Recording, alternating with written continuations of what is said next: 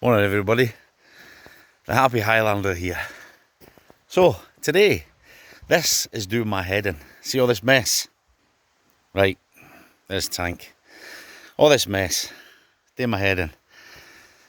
Aye, and all that bloody mess. It's never like this. It's just since the eviction I've just lost heart with it all. But I was speaking to Shelter Scotland.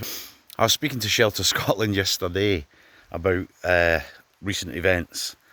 And they've assured me that the court system is going to be well after Christmas.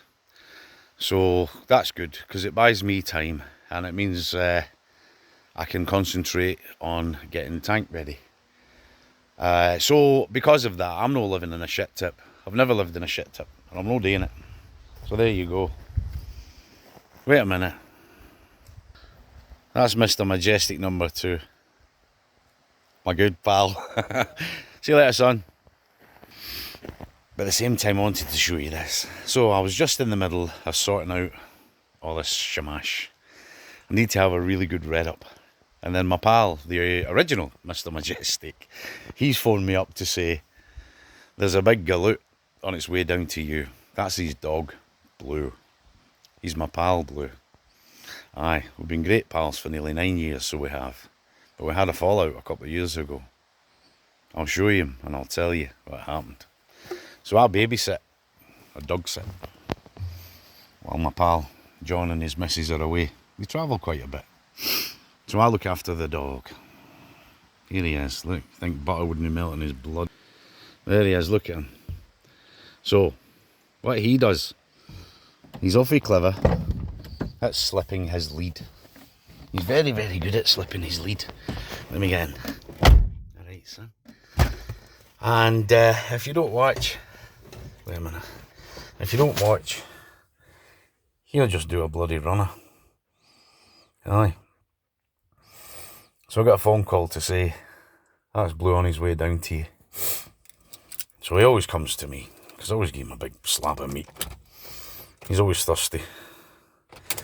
So I gave him a big bowl of water. Right, back to this story. So, my good pal, John. Oops. Better take it out of reverse before I start it. Aye, my good pal, John was away in Australia, seeing his brother. So I was looking after this big galoot here. And he's great with me. You see, we go for a walk every morning, down the loch side and that. And he's great with me, because what I do in the morning, I show him his breakfast. He has a good sniff at it. I don't let him touch it, but he has a good sniff at it. And he's like, oh. And then what I do is I open the back door. You see? And you can see him. And he's like in this, he's like in a quandary. He's looking at the food and looking at the door. And looking at the food and looking at the door. And he's betwixt and between. Is it freedom or food I want? Well, I don't know what I want. Is it freedom or food? Is it freedom or food? It's bloody funny. So, what he does, he'll just run out the back door and he'll run around my garden there.